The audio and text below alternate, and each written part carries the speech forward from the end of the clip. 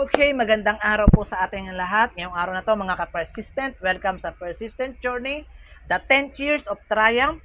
Okay, how persistence shape a decade. Alam niyo po ngayong araw po na to, nais ko po ulitin po sa inyo ito na para maintindihan po natin, para tayo ay magtagumpay sa ating buhay. Always focus sa ating pillars of life. Okay? Unang-una, ito yung gusto ko lagi natatandaan, yung 5 F na lagi natin tatandaan. Ang una po natin ay yung foundation po natin. Pangalawa, ating pamilya. Pangatlo po yung finances.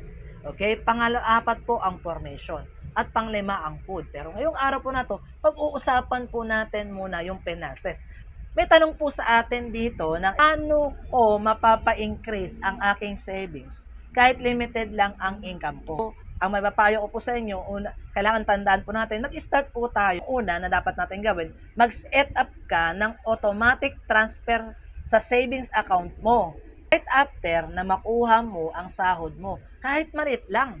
Okay? Pangalawa, focus on cutting unnecessary expenses. Lagi natin tatandaan, huwag tayong bili ng bili kung ano-ano yung mga hindi naman natin pangangailangan. Lalo na sa Shopee, Lazada, araw-araw na lang meron tayo dyan. O kaya bigla ang kain sa labas. Alam mo nang walang-wala ka na, kain pa kayo ng kain sa labas. Tama po ba? At pangatlo, ang gusto ko mabigay sa inyo ng tip, ito, maghanap ka ng small ways to increase your income. Okay? Like na pagiging freelancing. Okay? Or online selling. Ano ba yung skill na meron ka? Kung magaling ka sumayaw, mag-dance instructor, o teacher ka, mag-sideline ka ng tutor. Okay? O kung ikaw ay electrician o anything na skill na meron ka, gamitin mo yung skill na meron ka. Okay? Alam niyo po ba na meron akong alam, okay, na magbibigay po sa atin ng trabaho. Meron ngayon na apps na nagbibigay ng extra income. Okay? Ito ay ang AYS, Up Your Servicio, na nagbibigay ng extra income. Ito ay online booking. Okay? Like Grab, na yung Grab na nagbibigay na kapag binook mo ang Grab, okay, kotse ang lalapit sa'yo. Kapag binook nila ng mga kliyente ang Angkas o Joyride, motor ang lalapit sa kanila para ihatid sila. Pero dito sa AYS, mga skilled worker ang pupunta. Kaya kung ikaw may skilled worker ka at binook ka ni client sa pamamagitan ng apps na to, dito ka ibubook. Okay, bibigyan ka ng side. Ang maganda pa po rito, sarili mong oras ang masusunod. Okay? Pag ayaw mong i-book, pwede mong hindi i-accept. Pero kung pwede ka, i-accept mo yung booking na to. Okay? Ito ay skilled worker na pupunta po sa atin.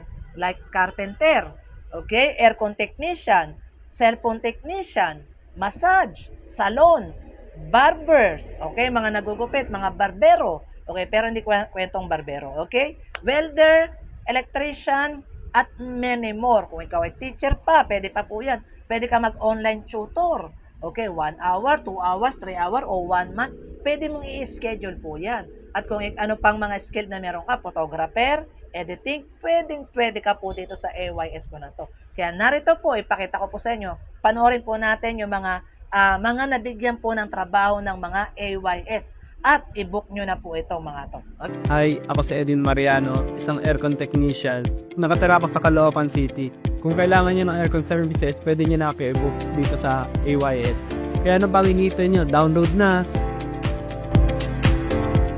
Ako nga pala si Karen Almoguez ng taga Tagsuyang, Malabon City. Kung nangangailangan kayo ng massage therapist, i-book niyo na ako.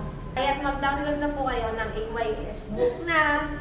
Hello everyone, I'm Pamela Bigcas. I'm doing nails extension, soft gel polish, and foot spa. Kung magustuhan niyo po ako, you can message me dito po sa aming AYS Instant Service. Thank you po. Ako po si Jesseline Pascual, isang house cleaner from Quezon City. Pwede niyo na po akong i-book sa AYS Instant Services app. Napanood po natin yung mga testimony at yung mga na-book po at nabigyan natin ng trabaho. Kaya ano pa ang hinihintay mo?